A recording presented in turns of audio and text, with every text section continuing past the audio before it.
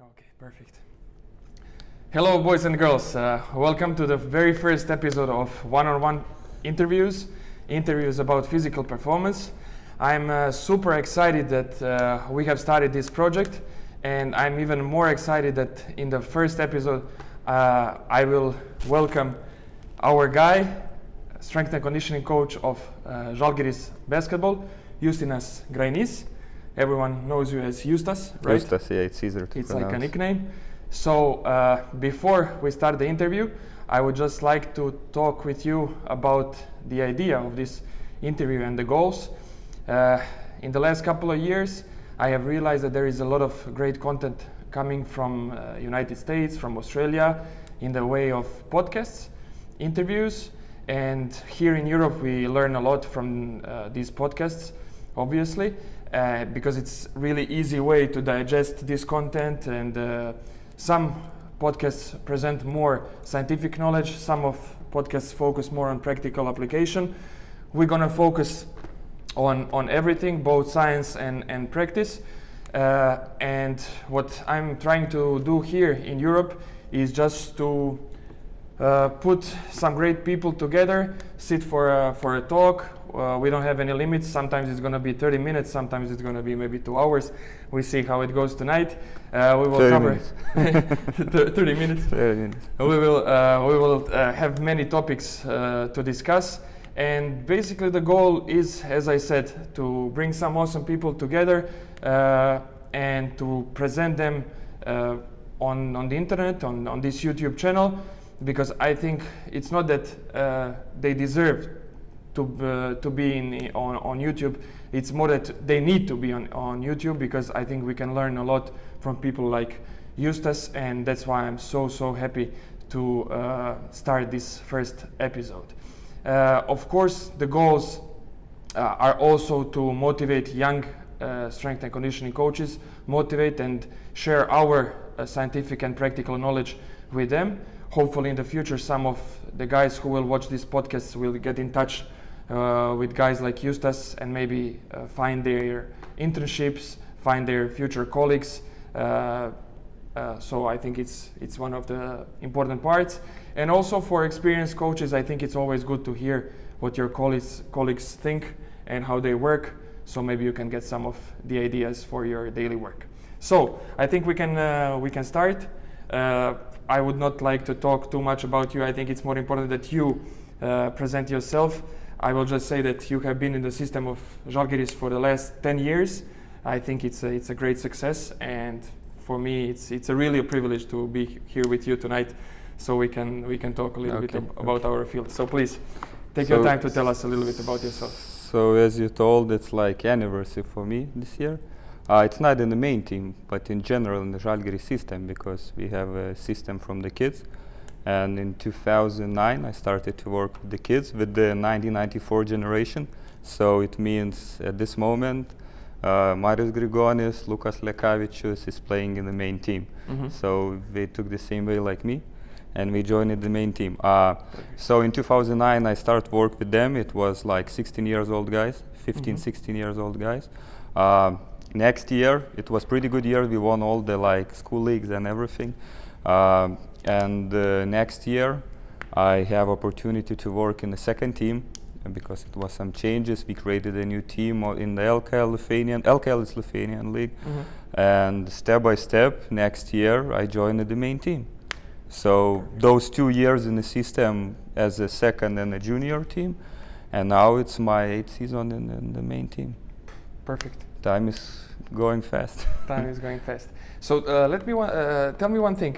Your main role on the team is strength and conditioning coach, or you're more like performance specialist who covers everything? I would represent like athletic performance coach. Okay. Athletic performance, creating everything, because we are together with my colleague Nerijus Navickas. He is a strength coach more. Yes. So we collaborating, communicating, trying to create the best system what we can do. Perfect, awesome. I believe that a person who is 10 years in the system, like you are growing together with the system, and obviously club kept you here because you made this club grow also, especially when it comes to athletic performance. And I think like even brighter future is coming for Žalgiris, because probably you're going to stay in the club. I wanted to ask you, I consider when someone is 10 years in the system, he is successful. So I wanted to ask you a little bit, how do you define success, and what does it take to be successful? So, you know, I like one phrase, like successful people always trying to learn something. Unsuccessful, always thinking they know everything already, you know. So in my opinion, if you stop learning, you are unsuccessful immediately. You're dead. So this is the reason of success. Like every day you need to learn something. Every day you need to give something for the players, not taking only, you know, and this is how we improve. So in my opinion, like if you want to be successful in the beginning, your job should be hobby, because you need to like it. You are traveling a lot, you don't have so much free time. So during the free time you are reading the books, not the free time, during the flights, during the travels you are reading the books. I like that you don't consider it free time, you know. It's okay, so the free time is, we don't have it so much, you know. Yeah, so in my opinion, every time you need to learn something, you need to keep learning, and it should be the hobby, and you should like the things what you do here, you know. Perfect. Because it's impossible to survive if you are not like if you write, you know, the Facebook stuff, working in Žalgiris. No, I'm not working, I'm enjoying. Yeah, that's this is the main thing. That's a good point. I Like think with good support of the family. Yeah, and that's then, true. The support of the family probably the most important. We need to understand this, you know, because we don't have the weekends. We are not able to plan the summer holidays. Okay, so with summer it's a little bit easier, but Christmas, no Christmas. Yes, you know, no so Christmas. This year, my you know it fiance also. is about to kill me, because on the 25th we have charter flight to Germany, Crazy. and we play on 26th. So. Yeah, So you know the situation. Yeah, the situation is definitely not easy, but yeah, if you have support from the family, it means a lot. Okay, I believe completely in lifelong learning. Every day you have to learn something, read something, watch something. But let's go back to the basics. I mean, many people consider it basics, so I will stick to it. What do you think about formal education? Where did you do it? What is your opinion on formal education at the university? How important it is to become successful like you are? I think the university gonna give you the foundations. It's like you building the house, you are not starting from the roof. Okay. So I think the roof is all the summits, clinics, DVDs, books, this is the roof. But foundations, this is the university. Perfect. Without them, I'm not imagining how you will understand all the books, you know. Okay, it could be possibility, but look, physiology, psychology, everything based like in university, they give you it. So talking about me, my first 4 years was in Lithuanian Sports University. It's calling in English like coaching system, literally coaching system. And my master's degree was sports physiology. So I spent 6 years, you know, there. And later, you know, I improved my knowledge with all the summits, with all the internships and everything. But I think university gave me the basics and the foundations of everything. Perfect. And then when it comes to informal education, like books, seminars, conferences, podcasts, what is your main focus? What do you like the most? Because we know that some guys are more visual, so they like to watch podcasts, videos. Some guys are really into listening, you know, just play something in the car. Some guys are really into visiting all of the conferences. Obviously, we cannot do it, unfortunately, to like get to know some people and be often at conferences and seminars. But what is your favorite thing to do as part of informal education? Probably, I am more with the old generation. I like the paper more. I like the books. I'm ordering the books. You know, I don't like the reading the books in the computer. Yeah, me either. It's they feel that paper and everything. So probably my favorite website, Human Kinetics. You know, this is the thing. And also, you improving a lot during the season. You have different kind of injuries in all those 10 years, So every time when you have something new, you are downloading plenty of scientific researches about those injuries, trying to read. In the same moment, you helping the player to recover faster, and you're helping for yourself to improve because you're learning something. Talking about the seminars, during the summer, especially last summer I spent in the States, I visited 3 NBA teams. It was an opportunity for me to watch all the practices, how we are practicing, communicate with the athletic performance coaches. Also, I visited a couple seminars, Perform Better Summit. So it's great experience. You're meeting the guys from your job, you are communicating, and I like in the States the guys more open. You can now we are speaking, so after the summit you can go and speak with the mentor or with the guy who it's about really everything. easy to approach I was people. excited with the strength and conditioning coach of 76ers, Todd Wright. His philosophy is amazing, for example, so I like to speak with him after the summits and everything. So in general, as I told you, successful people need every time to improve. So I try to continue improving, try to read all those books, and probably my favorite thing is the paper-based things. Paper-based things, Yeah. perfect. But tell me one thing, when it comes to books, of course you said your favorite website to order books is Human Kinetics, but do you read some self-help books? And self-help books, I mean team psychology, sociology, those kind of books that can that's true. For example, I like Mike Krzyzewski, his books, Beyond the Basketball. Perfect. One of the book I read before, also your book. It's more like self-help. I'm reading also all those kind of the I books. Think it's important to read a lot of last 2 books about this thing, so it was Alex Ferguson. Book is also interesting. If you never try, you should read it. And Mike Krzyzewski. So this is probably my two favorite books about psychological things and everything. Because I think even though we are not head coaches, to understand the team mentality and how the team psychology we are the guys works. in between the head coach and the player. Yeah, exactly. And you are going from one side to other side, and you are covering one side and other side. So this is the main thing. That's why you need to know psychological things also. Perfect. I like everything what you said. So to conclude this first part, that it's more general, I would like to ask you one thing. What do you think about mentors? Now you're in a situation where probably you are mentoring now some young generations, but when you were growing up as a strength and conditioning coach, let's say from the moment where you started to work, or maybe some years before, if you had some mentors at the university, first, 5-6 years of your work, did you have a mentor? Do you believe in mentors, or you think that you should do everything on your own?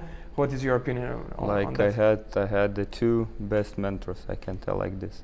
First one is my track and field coach. Everybody knows both of them, like Aleksas Stanislavaitis is my coach, and Aleksandras Kosauskas. He was the first strength and conditioning coach in Lithuania.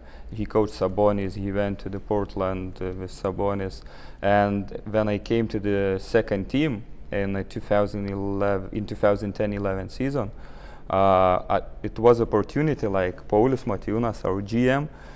I didn't come as alone to work alone. I worked with that coach, and he told me you need to learn from him. So I think he was my mentor, and I learned a lot. And also that track and field coach. I spent 10 years in the track and field, and he was professor. So every time when you're running and we were the sprinters. So, sprinter, it means you do the sprint and you have 7-minute break. So it means coach talking with you 7 minutes. So he explained everything, physiology, psychology, and everything. So first 3 years, my all coaching philosophy was based only with that coach philosophy. And step by step, I improved a little bit. I put my own things. I took something from that Aleksandra's coach practices, And finally, I think I have some kind of my philosophy, in Perfect. those That's the whole point. 10 years. But the foundations, university, and those 2 mentors. Nice. So if the roof is my philosophy, so foundations is university, walls, those mentors, and finally I have something mine. Perfect. Yeah. Nice. That's the most important thing, to bring your own pieces together, especially if you work, as you said, you have a strength coach who is helping you, who is focused mainly on strength. You are designing everything together, but on the other hand, your approach needs to be much more holistic, because you are taking care also of the conditioning. Honestly, sometimes guys don't understand how it's possible to do work two strength and conditioning coaches. But it's more unusual in Europe. If you look at the NBA, how many coaches in the team, but it's so easy to individualize the training process when you are two. That's the most Imagine it now, you have I don't know about. Yeah, from this season we finally have one more guy, and what he does, he takes care of catapult completely, so microtechnology. He does all the reports, all the things that we need to work on. He does it. He's now working before every practice on the individual prehab routines, so I can be focused on strength. I can be focused on conditioning. I can be focused on recovery. I can plan what we're gonna do on the road and so on. So it's more or less like you. The most important thing is the responsibilities. There is so much work. So if you have even like 3 guys as a strength coaches, because everyone calls you a strength coach. So that's why I'm using athletic performance coach. Maybe it's more, describing all our job and everything. Exactly. Perfect. Okay. So first part we have finished, and we are coming back soon to start the second part. Okay, boys and girls, welcome to the second part of today's interview. We are lucky to have Justas here with us, here in incredible Žalgiris Athletic Performance Center. The facility is amazing so far. I'm really happy to be here. So let's start the second part by asking you one simple question. How much does a strength and conditioning coach or athletic performance guy needs to know about basketball? Each athletic performance coach should have some basics about this basketball, because you are coaching basketball players. And I think you need to know what kind of the speeds, what kind of the intervals of the rest, what kind of the angles, and during the basketball game and the practice process. So in my opinion, it should be the basics. You don't need to know, I think, all those small details like spacing and all the things tactical, but from technical side you should be tough, because I think our job is also based with biomechanical things. So you need to fix the technique not only during the basketball practice, also running technique, but that running technique is a little bit different for the basketball player and for the sprinter. So that's why you need to know the basketball rules, basketball like technique things. So basics is enough for sure, I think. This is my opinion. Excellent. And then I think like tactical part is not mandatory. The only thing I think tactical part, if you know it well, can help you a little bit in daily conversations. I don't know, at the airport you can talk with players, but still you have to be careful. Even if you know a lot about tactical part, you cannot make comments on coaches' plays and so on. True. So even if you know, you have to be like, okay, I need to know where my just where listen. My line is. Just try to be a listener. Exactly. Listen and just nod your head and say, okay. That's true. I agree with you. Perfect. That's a good point. I would like to start this second part with now when we move to questions about the field. We're going to talk about testing, we're going to talk about strength, we're going to talk about recovery. Testing, I know that we spoke a little bit about the system here in Žalgiris, and I know that you made like a testing pyramid that covers basically the whole vertical system of Žalgiris system from seniors down to academy, youth teams. So I would like to hear a little bit about it, what it is, what it represents, why you made it, how does it work, what does it provide to you. Okay. So in general, maybe in the beginning I need to explain what kind of the system is Žalgiris. So I don't think many of the teams have this kind of the pyramid of all the systems. So that's why we needed to create some testing pyramid. So talking about this, you know, we have academy like of the kids. It's like under 18, but it's from the 8 years old guys. If we are good enough, we are reaching the third league team. It's also Žalgiris 3. It's like 16, 15, 14 years guys. If we're good in the third league, we go to the second league. In the second Lithuanian league is Žalgiris 2. After that, we have the team in Lithuanian league. We are sending the players in that team. At this moment, we have 3 players on loan from our system.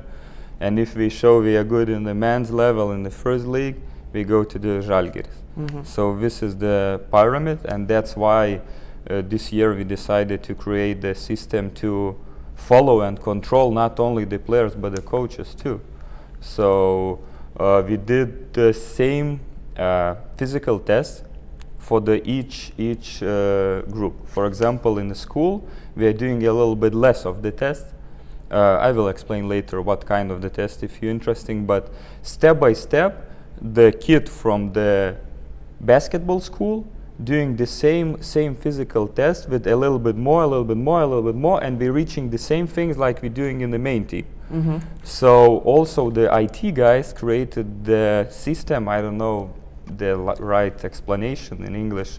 It's like website which our like sports director, head coach of the main team can log in it, and when we're gonna log in it, we can see each player physical performance. So we're testing the players each month. Just 1 month it's power and explosiveness based physical test. Second month is more strength test. But if we're speaking about the academy, about the school, basketball school, we are not doing the strength test so much because they are like too young for it. So the main thing of this pyramid to create the same system with the same testing protocol, like some of the guys doing endurance in the beginning, and after that we are doing explosiveness, you know, testing. So to avoid this, we create a protocol, and like step by step everybody is doing the same things, and they sending the results to the website. And for example, now I'm just logging into the website and I can see the results. This is a new project, but you imagine it after like 5-6 years. Like I started to work with Generation 1994. Now it's Lucas and Marius in the main team. So we would have 10 years. So we would have all the information, for example, vertical jump, sprinting. It's based explosiveness based on NBA pre-draft test. And also all those medical things, functional movement system like Y-axis, range of motion, stability, and everything. So my point to create a system which works to all the system, and everybody can see how the players grows up. And in the same moment, you're controlling not only the player, but the other coaches of the third team, second team, and the team in the Lithuanian league. Because the player, if the player is not improving, so it could be the problem not only of him, it could be the problem of the system, you know.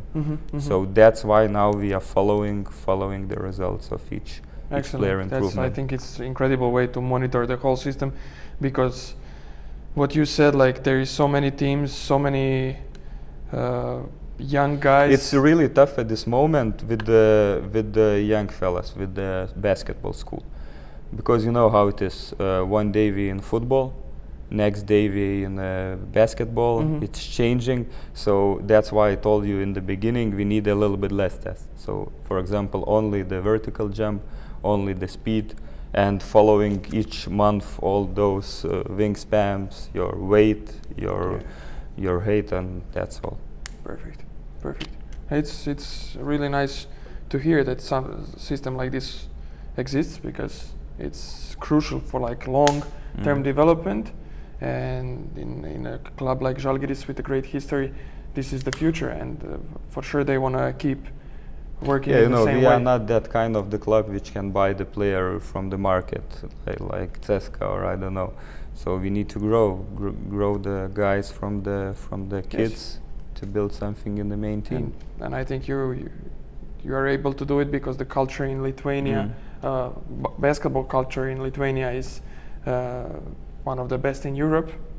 So I think you have to use it. So that's why we don't need to create nothing new, you know. We just need to keep doing the things what we did, because it's 2.5 million, almost 3 million, and we have pretty good level. We have pretty good level players in the market, you know. Of course, you know, that's the most important thing. Okay, testing. You explained what you did in the Žalgiris system, but I would like to talk a little bit about what you are also doing in the first team.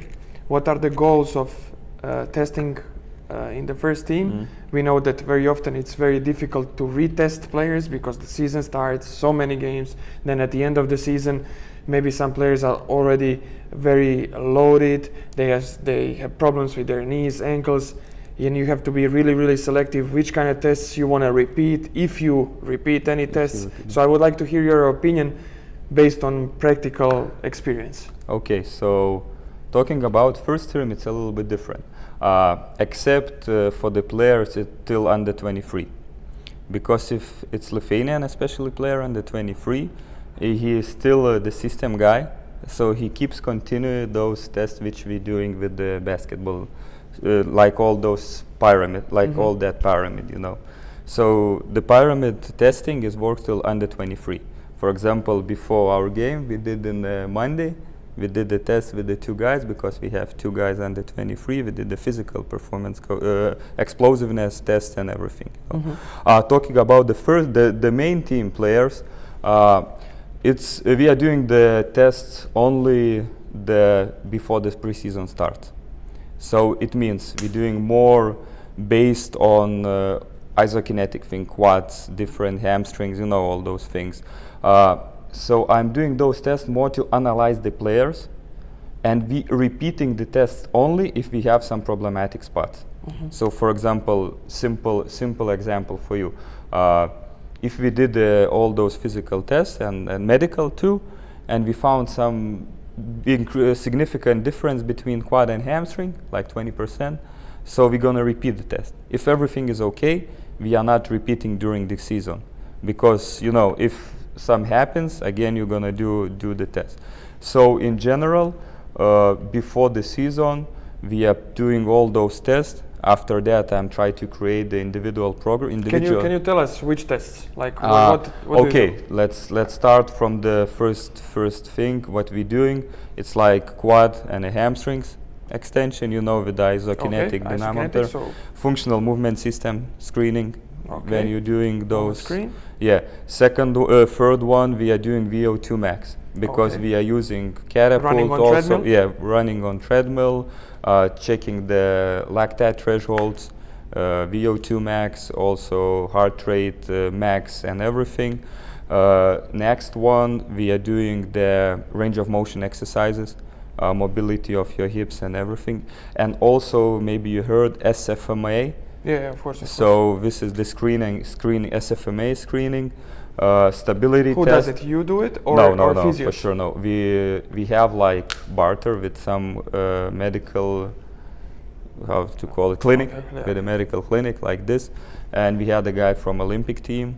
So honestly, I think each of us should work our job. I know how to do the FMS, for example. But I believe the guy who works with it and he's doing 10 times per day, for sure gonna give me more information from that. That's great test. Point. So probably all those tests, and also, you know, ankle, plantar dorsiflexions, everything those in SFMA, I'm asking that guy to give me not only perform the protocol of the test, but also give me the feedback as much as you can, you know. Yeah. So after that screening, in like month, for example, this year I did after 3 weeks, we preparing the training manuals. As you can saw in our board, before the practice, player working on his weaknesses. He's coming not to do only the weights, like, okay, now you're doing the weights, but you're doing single leg because you need to improve, or you're doing shoulder mobility before you're doing the weights. So my point, individualization of all training process. So this is why I need a test.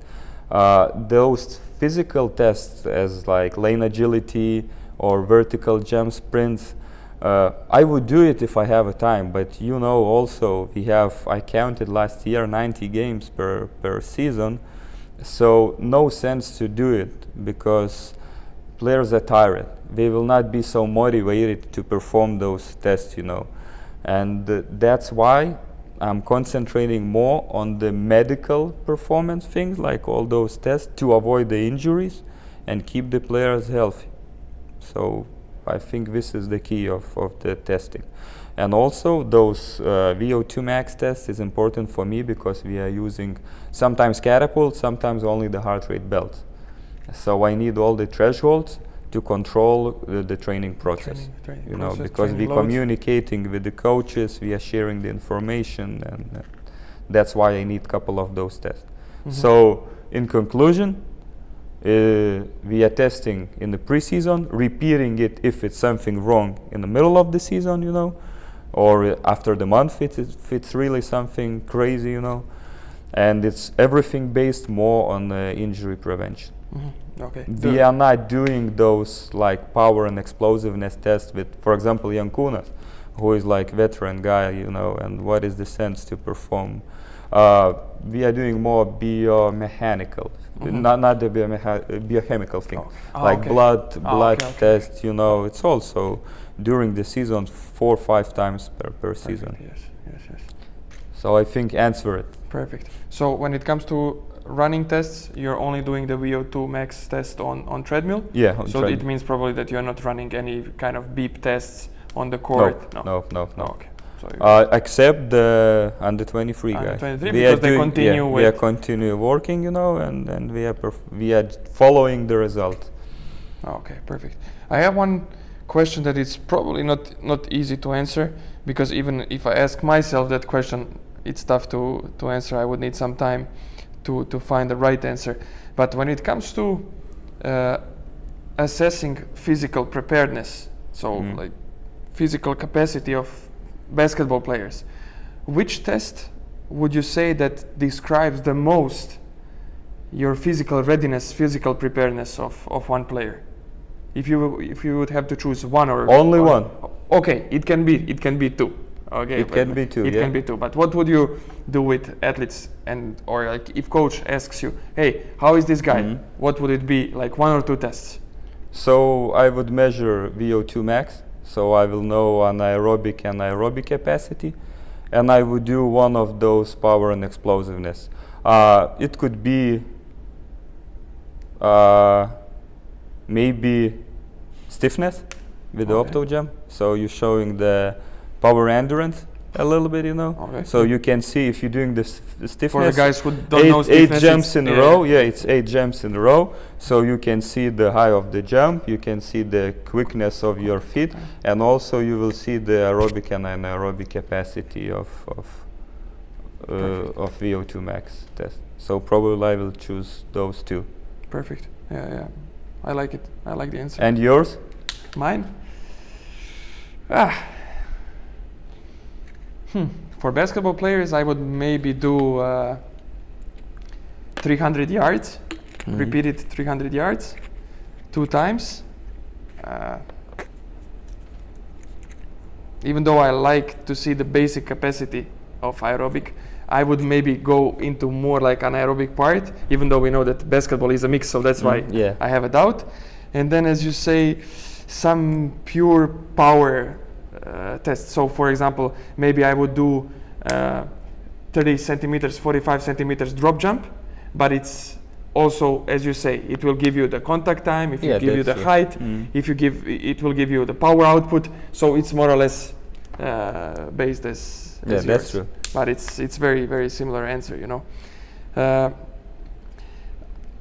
When it comes to selecting strength exercises, I would like to see what is your philosophy behind selecting strength exercises. How do you approach it in your daily work? I believe more in the metrics.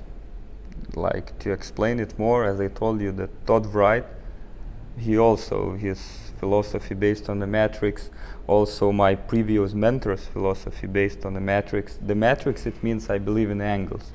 That's why I told you each athletic performance coach needs to know basketball technique, because this is the game of angles. Like, you need to be strong in different kind of the angles. Sometimes the knee flex 120 degrees when you falling down. There is no like squat position during the basketball game. Okay, it could be once, but deep squat. Deep squat. So, for example, my philosophy, my strength philosophy based on matrix. So it means all the lifting, everything is like, I'm calling it stability lifting. So it shouldn't be multi-joint, not one joint. And I believe in the strength, general like quad extension, hamstring curl, only when you need to involve the hormone. So it means if you need some kind of recovery practice, so you are not doing stability lifting, because it's like takes a lot of energy and involving so much muscle groups, and you are not able to produce the hormone. I believe with the like heavy weights, less repetitions, you can produce the hormone from your muscles to the blood. So that's why my philosophy would be based on stability lifting during the preparation, and general weight lifting, absolutely general, like bench press, lat pull down, leg press, quad extension, when we need to do the recovery practice with the strength. Imagine it, you have a hotel, a small gym, and you need to do something. You will not do crazy stability lifting. You're gonna do some general things like squats or something, but it's not to prepare the player for the angles, as I told you, like basketball is an angles game. It's more to produce the hormone and get a recovery. So this is my philosophy of the weightlifting. Perfect. So when it comes to in-season strength program, because that one is the most challenging to organize, because in the off-season it's pretty easy to organize, because you can focus mainly on the strength and conditioning, and then everything else you can put on the side. While in the preseason you already start working out, it's tougher to organize some things, even though coaches will give you time to do it. Especially I know in Žalgiris, Šarūnas now as a head coach gives you quite enough time in the preseason, especially at the very beginning of the preseason, which I think it's unbelievable. He gives you a lot of time to do your own things, to prepare the guys for his hard practices. I believe he practiced hard, because as a player he played hard. But when it comes to in-season, it's tough. It's tough to organize. So let's talk. I saw the board, how you organize the week. So for example, we play tomorrow, it's Friday, and then probably you will play on weekend, Sunday, same as us. So how would you organize the week regarding your terminology of strength practices? When is stability, when is recovery? In the beginning we need to speak, for example, if we're playing on a Sunday, this week it was a little bit different, because we played on a Saturday, it's still not EuroLeague started. So Sunday we had day off. Normally it's Monday. Yeah. Normal it's Monday. So let's speak about, maybe for everybody is more interesting, the EuroLeague like regular week. So Mondays is usually off. The day off, it depends how you played. Okay, but it should be the days off. In the Tuesdays we have 2 practices. This year is the first year, by the way, we started to practice at noon. Like probably you doing it all we communicated during the summer. I was asking you some tips. So we started to practice at noon. But we have 2 practices on Tuesday, and it's more stability lifting, which I told you, because the game is only on the Friday, so we have 4 days. This next practice is gonna be the basketball. So you're doing the stability lifting, and after that it's with a little bit of the power, a little bit with explosiveness, and next one is a basketball. Okay, next day we are going for the injury prevention. Injury prevention is based individually for the weaknesses. We are not doing the same balance exercises, same for example holding the planks. No, one guy has lack of shoulder mobility, next one ankle stability. Super individualized. So it's individualized, as you can saw on the board. The third day, it's 30 minutes before. I like this routine, 30 minutes of the workout, when players coming before the basketball practice. So imagine it, you have the basketball at 12, so everybody starts like coming here at 10:30, someone at 11. So one of the guys are taping, others are doing the general injury prevention with couple explosiveness exercises. So it means in the Monday we did stability lifting, in a Tuesday we did the injury prevention but individualized, and in the Wednesday we are doing the general things. So it means it's gonna be all those planks. It's the stations is here. As you can see around, it's not so many places, but it's enough. I'm preparing like 10 general stations to activate. And it's gonna be also mix, balance, stability, core strengthening, you know, but not going so much for the strength. And after that, if we have ability, if we're playing in the Fridays, in the Thursdays is only the basketball. This is my philosophy. We are not the like track and field athletes. We are basketball players. So if we can, in the Mondays, I'm going to pass the ball. Okay, I can help you with some stretches with the easy mobility exercises, but day before the game, before the EuroLeague game, everything is about the basketball. It's no physical So it's just thing. like regular warm-up and preparation? Okay, there is some like situations, some big guys want to do the activation, the strength, you know, or something. But in general, the philosophy, one day before the game, Focus avoid everything and focus only on the basketball. Oh, makes so sense. This how we try to work on the week, you know. It's a little bit different in the preseason, a little bit different in off season, but in general, in season we work this way. Perfect. When the season ends and you know that your contract will continue, and you have 7, 8, 9 normally players under contract, do you take care of them during summer? Are you in contact with them, or they are like free to do whatever they want? Like, how do you organize off season for players under the contract? During the April, we preparing the schedule of all the summer. So it means the players with the contract or without the contract, they can plan the summer. So for example, 2 weeks working, 1 week off. Again, 3 weeks working, 1 week off. So it means everybody can plan the summer and everybody gonna be happy. Like I will have 1 week of vacations, the players will have also 1 week of vacations. But all the summer we work here with the plan. Also the second team players joining, because some of them is leaving to the national team. So all the coaches coming here, like second team coach, both of us, and we working all the summer. And our club philosophy, we are like most of the strength and conditioning coaches in the EuroLeague have 10 months contract. We have 12 because we are working during the summer. So like Žalgiris, That's amazing. GM wants to everybody gonna be involved in all the summer. And also the older guys, for example, they need to prepare for the national team, so we are working during the summer.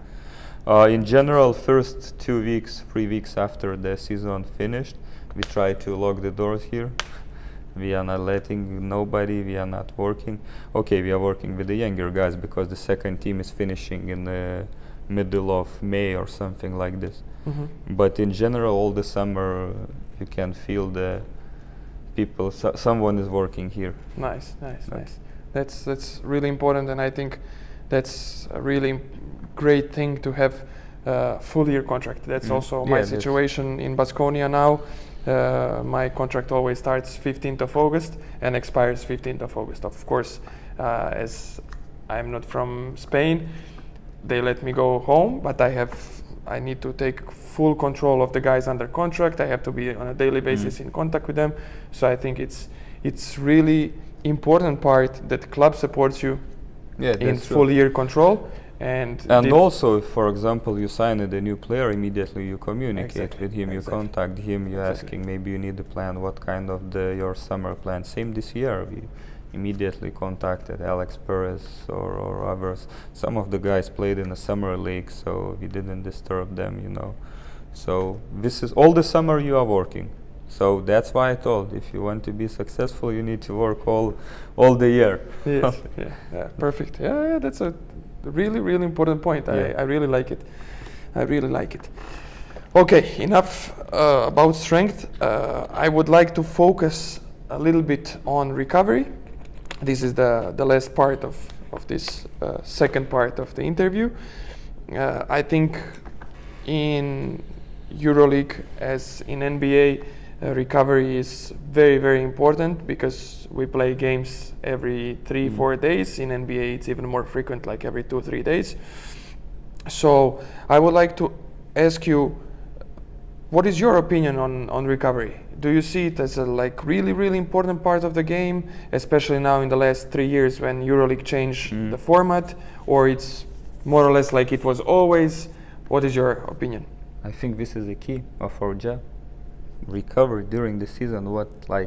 As I explained you, we have 2 games, sometimes 3, sometimes 4 games per 7 days. Because if you're playing in Sundays, after that you have a double week and again Sunday, so it means 4 games, 7 days. So what you can do, you cannot do stability lifting or explosiveness. It's only the recovery, and I really believe in it. Like recovery strategy, this is the way to the team success. All those treatment things. But I believe more it's also based on individual player. For example, they need to invest more time, because I can help them with putting the ice, suggesting to do the stretches right stretches, but everybody forgets one thing: the nutrition, the sleep, the liquids after the practice. This is the key. For example, take 8 hours of the sleep. This is also recovery. I read one article, and it was rule of 20-40-40. 20%, 40%, 40%. So what does 20%? This is only the practice. So 20% of practice, and what gives you result? 40% nutrition, 40% recovery, like sleep. So I think recovery, this is the key of our job during the season. Also in our system, if we playing the home game, doesn't matter, it's at 10 or 11 you finish. The guys, we have 10 minutes rule. The guys who didn't play 10 minutes, they are jumping on the treadmill. We are doing the cardio to get some load. And next day when everybody is performing the recovery practice because of the game, those guys also keep working with the basketball coaches because they missed the basketball game, not the track and field contest. Exactly. So they did the aerobic, and next day during the recovery, so 10 minutes rule. This is our philosophy, how we split. It's a little bit more complicated when we playing in the road game, especially when we had the charter, we flying immediately back. Yeah, so it's tough. But yeah, it's tough, but at least we are trying to get something. Exactly.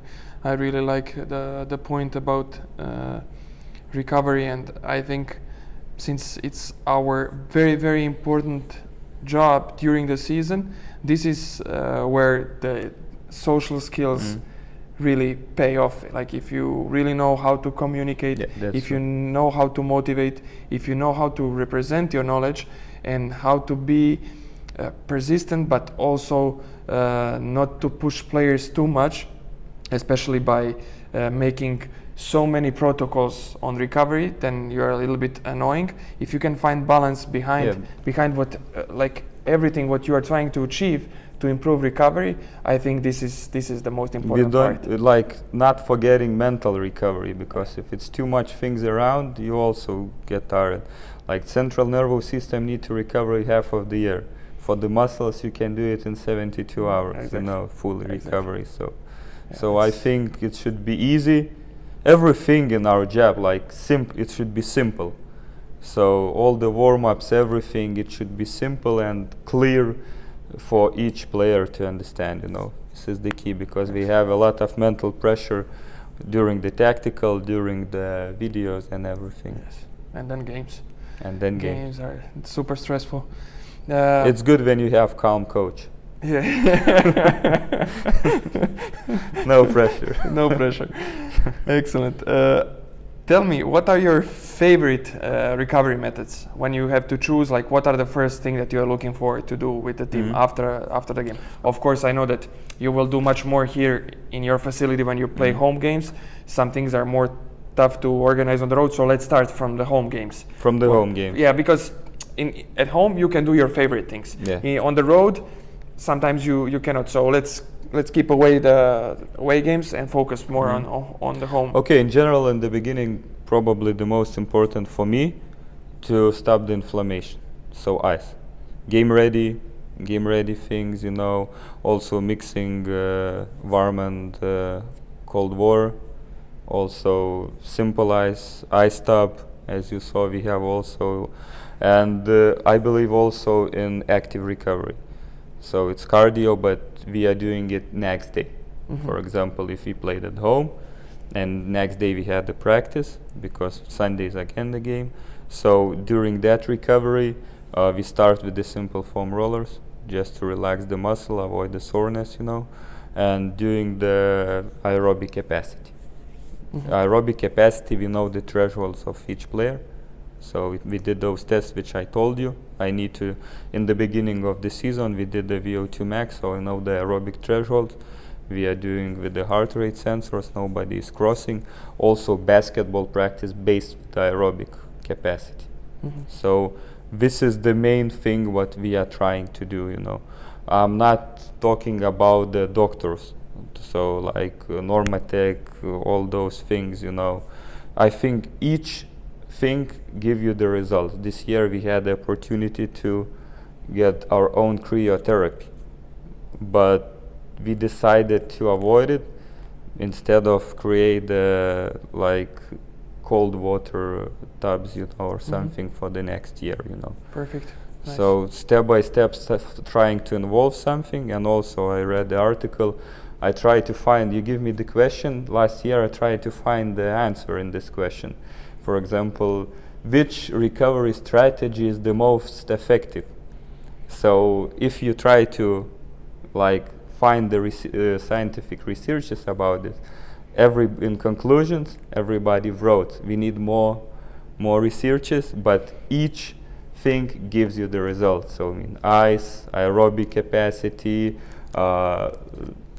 how it's calling, supplements, everything give you some details. Exactly, I like it. Tell me one thing, when it comes to recovery after the game, in EuroLeague we usually have 2 games per week, sometimes 3, but let's consider the week with 2 games because it happens the most of the time, most frequent type of week. When you have 2 games, usually it's Thursday, Friday, and then Sunday, right? Yeah. Do you have different approach in recovery when it comes to the first game, EuroLeague game, and then second game, which is Lithuanian League? Do you have something different that for example, some things you do on Thursday or Friday, and then some things you don't do on Sunday? It's also depends where you played, home game, road game, Okay.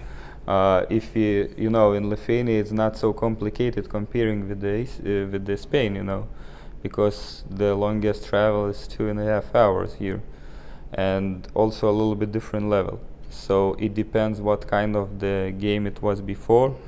So maybe sometimes we are not taping the players at all. We're trying to do only the recovery and go as fresh as possible to the Lithuanian league game. If it's, for example, gonna be Rytas is the biggest rival for us. So we're gonna do the tape practice. It's to gonna have be mental focus. And try to keep more on. Sometimes you need to close your eyes on the recovery things, because sometimes results giving the recovery, sometimes the tactical preparation. Yeah. So it depends. For example, if it's a little bit lower level team, we can work more on recovery. If it's high level team, okay, it should be again a video, again a little bit details taped, but not so much time for the recovery. So this is the biggest difference. Perfect, and it's very, very different if you win the game and you lose the game. Yeah, that's true. Žalgiris has incredible experience as a player and as a coach for sure, and he can make great calls on that.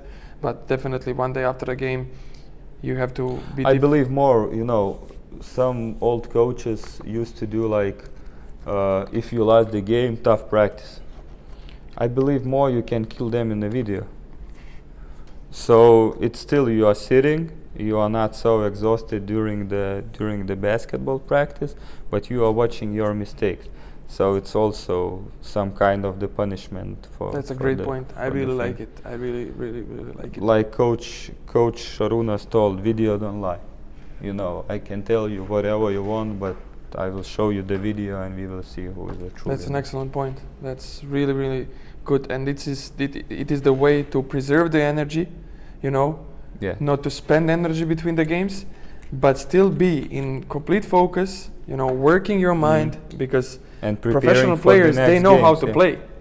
They just need to be mentally locked in order to perform well. I like the point. When it comes to supplements, I don't know if you are directly in charge for giving supplements. We are communicating with the physios, but physios. You see, we have not only the board, we have the small kitchen here also. So the supplements is always there, the cups with the player's number and the supplements is here. What are the supplements that you use the most? Plenty of them. No, but BCAA, amino acids, this is I think the most important thing. But it depends what kind of the physical performance we did. So we're still using the protein things. This year I made the research and I like about beta-alanine, about endurance and explosiveness, you know. Also before EuroLeague games, you wanna kill Baskonia tomorrow. That's why we are putting some carbohydrates uptake before 3 days, you know, and explode in the Friday. All those general things. And that's all I think. Just based on the minerals, you know, on the vitamins, because we did 1 week ago. We did the blood test, so we know all those minerals which we're missing for the guys in Lithuania. Everybody vitamin D. I think you don't have this problem in Spain. Oh, we do. You have it? It's north of Spain. It's not south. Got it. That's true. And we are practicing in a closed facility without windows. A lot of time spent on travels, but it's controlled like by doctor, based on blood tests. Last year we had like only 2 guys who were like severely missing. Question: how often you are doing the blood test? Blood tests we run officially like we try to do it like every 2 months.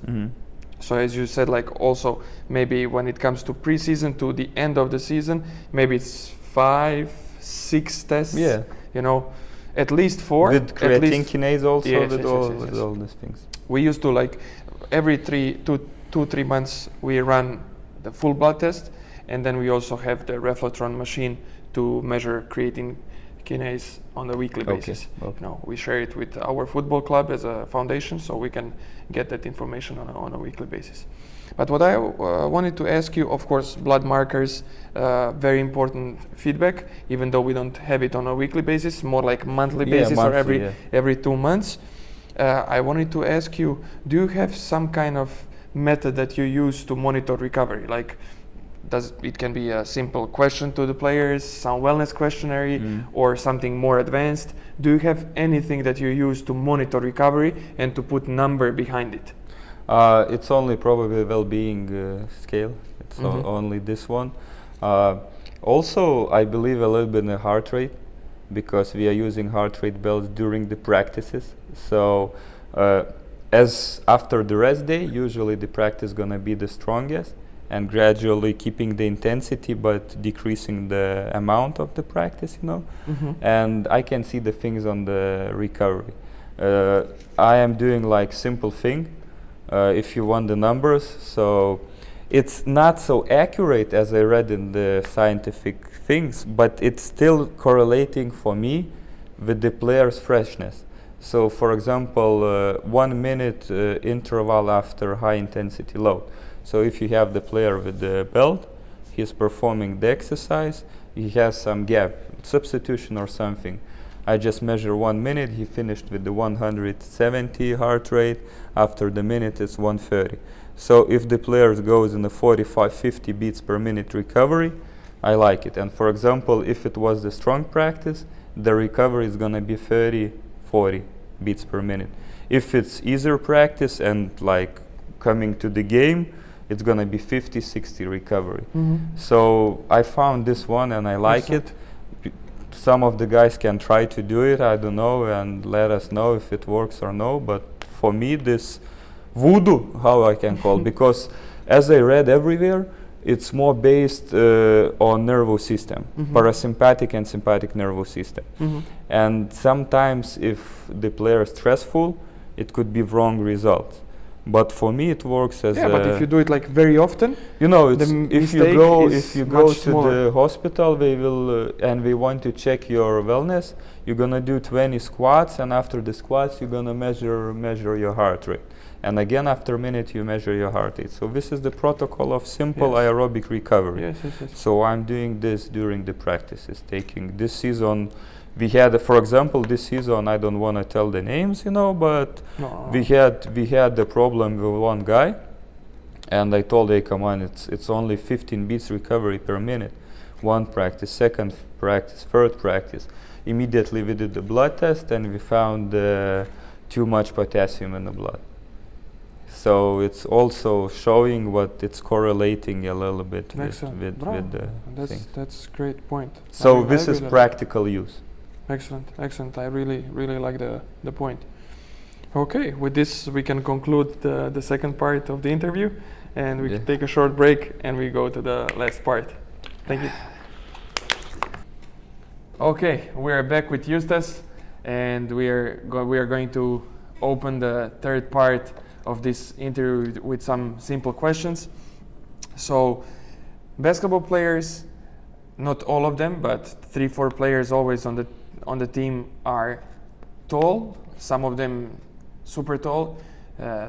For example, this year in Baskonia we have Yusuf Afol, really big guy. And in your team, who is now the tallest guy? Probably Birutis. Now I'm working 8.5 months on his rehab. How tall is he? 217, I think. 217 to 18. So can you share us a little bit your experience with tall players, the adjustments that you have to make, some points to share with young coaches who will eventually start working with very tall guys? Like, how do you adjust to it, and is it something that you are really taking care of? The first thing for everyone, everything should be step by step. I think for the big guys, the most important thing is muscle balance. Like, if one quad is stronger, it's really bad because it's immediately go to your back. This is the simple example. That's why I'm calling it muscle balance. In the beginning, I think for the big guys especially, I would concentrate more on the core. Same I did with Birutis when we started the rehab. He was still with his knee in the, how it's calling, brace? Casket? Brace. Casket? No, I don't know. Doesn't matter, okay. You will put the subtitle, the explanation of this thing when we're gonna find it in the dictionary. So we started to work on his core. And I saw the improvements immediately because I think the core is the basics for the big guys, you know. I'm calling the core not only the abs, you know, it's also the hip flexors and everything. So my suggestion, step by step, without pushing the player to explosiveness or plyometrics immediately. First of all, muscle balance, muscle coordination, mobility, core stability, and only after, when you like passing all tests with the core stability, with mobility, you can start to do some explosiveness with the player. So this is my opinion about the tall guys. Perfect. Yeah, good point. When it comes to, so now it's like one question which is not related to the field. It's about connections with colleagues from the field. As you said, you went to the States, you made some connections there. I know that you're in good touch with many Lithuanian strength and conditioning coaches. I guess you have also your connections in Europe. I would like to ask you, how important are those connections for you? Are you constantly trying to connect with new people? What does it mean for you? So just a couple of thoughts. It's also same sentence, step by step. Connections coming like every year. Same with you. Like probably we met, I don't know, 7 years. How long you working in Baskonia? But we meet only like starting communicate 3 years ago, I think. So it's also, I'm not that guy who is in the social media so active, trying to find the connections, trying to comment and this way to find. But I think the connections, this is a part to success too. Not for that what like I know the GM and I gonna work in the club. No, it's for the learning. Like probably with all the EuroLeague coaches we are communicating, like in our case we are meeting, we are sharing the information, you know. So this is the part of learning, and if you're still learning, you're gonna be successful. So I think the connections is important. Also this year I have a possibility to visit Brooklyn Nets because of Songaila, because he played there, you know. Also our GM helped me to contact the Boston Celtics, you know. Same thing, the Rushafaka, maybe you know, strength and conditioning coach Oscars. We went together, so his connections helped a little bit, and this is how you're improving. You're visiting, meeting other people, you know, and sharing the information. So in my opinion, connections always helps. Perfect, excellent. Where do you see our field in next 5-10 years? Do you see that we're gonna still be technologies? Technologies. One word, I think, technologies, because every year it's improving. As I remember when I came here, it was already bought, Polar Team System 1. It was a huge box with the heavy computer of 20 kilograms, and you were able to see only the heart rate. Now, 10 years passed, you have the GPS system with acceleration, deaccelerations, vertical jumps and everything. So in my opinion, we need to keep going with technologies, because everything gonna be measured. Also we had a meeting next week, the guys representing the rings, which able without blood test check your lactate concentration in your body. So I don't know about this yet, but it's showing what like everything going through, and you need to keep updated with the technologies. And I think it's gonna be based more on a sports science. This is my opinion. Yeah, I hope that we're gonna get a lot from technology, but I still think that we are working with human beings, and players always need like a kind word. They need to see that you are behind them, that you are there for them, to work with them. And I think that even though the technology will play important role, and we should be able to accept it, that we still, as the years pass by, we have to find balance. Because the new generation is more like closed guys, you know, like we are not so communicating because of technologies, because we are communicating with the phones. So I think communication and technologies, that's true. Perfect. So in the next 3 to 5 years, where do you see yourself? You're gonna be here with Žalgiris? You see yourself somewhere else? 3 more Lithuanian league rings. No, you know, every year you never know. But like I'm happy here for sure. As you can see, amazing facilities. Maybe we are not that club which financial part is really amazing, but my philosophy in life, not money will come. And first of all, you need to enjoy. Yes. If you're enjoying your job, so this is what you need, you know. So for example, I believe, I don't know, never knows, you know, every year some suggestion coming, but I'm still here, you know. So you have so good facilities. So my point, maybe for my own improvement, I want to finish with CS. Know about this. Of course. But it's not to get certificate, but it's also again to improve, because I was started. that book Essential. Essentials, yeah, right, NSCA. Yeah, so I like it because you are reading it, especially in English. For me it's tough in Lithuania, everything, but in English it's a little bit more complicated. As you can see from my accent, I don't know. So my point, let's just keep improving, try to work here, So I'm not talking about the family and everything, but Perfect. Okay, one personal question. What is your favorite daily routine? That includes work. Like you cannot say day off.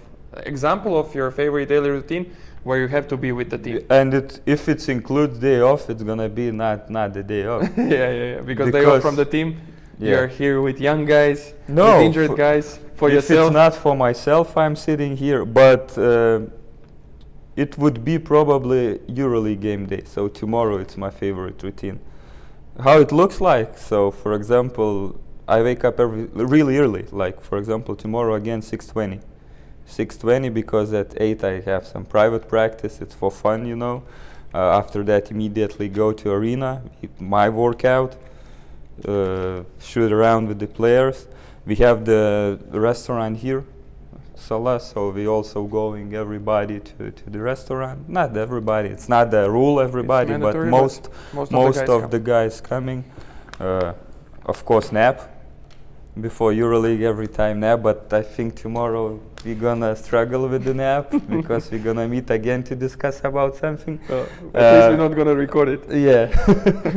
And after the nap, the good music and straight to the EuroLeague. And you will see tomorrow the sold out again. It's a crazy One guy texted me if we have free tickets for tomorrow's game because it's sold out. So I really like to be here, especially to open season.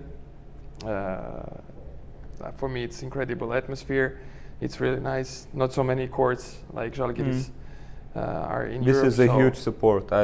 It's amazing, it started 2 years ago and it's so good and so nice when you come and 15 people supporting you. Even after the last games, like you lose the game, players standing, people standing and supporting. That's important. Makes your favorite day even better, Yeah, that's true. Awesome. As the last thoughts, what would you share with young guys, young coaches who are trying to find their own way to success? What would you suggest them?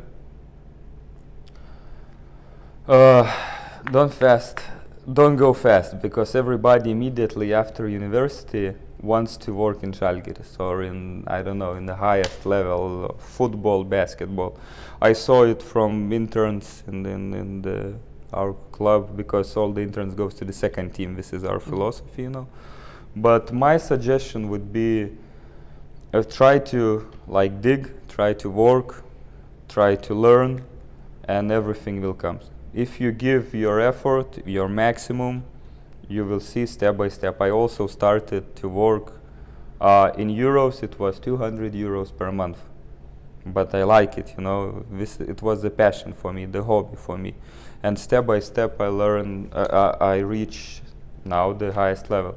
When I finished the university, I also thought what I can work with the main team. Yeah, for sure, easily. That guy is crazy. He don't know what to do. I would do different way, but at this moment, when I look in my plans, when I came here to Žalgiris, even 2 years in the second team, not so good. But that's very, very important part in your personal growth, because you can analyze yourself and you can see your own mistakes, and if you don't put them under the carpet, but you can see them in the mirror, that's the way to And grow. I'm that kind of the guy who is everybody knows. I'm writing everything. Doesn't matter if this is the same plan, I will write. It's like I need to write it, I need to have some paper, and that's now I have everything in computer, like my 10 years practice. I have my first practice in my computer, for example. Awesome. Yeah. That's awesome. So the main thing for the new guys, what I suggest, everything comes step by step. Just keep working, keep improving, and if you want to be the coach, you're gonna be the good coach. If you don't want and you think you already know everything, it's gonna be complicated. Perfect. Okay.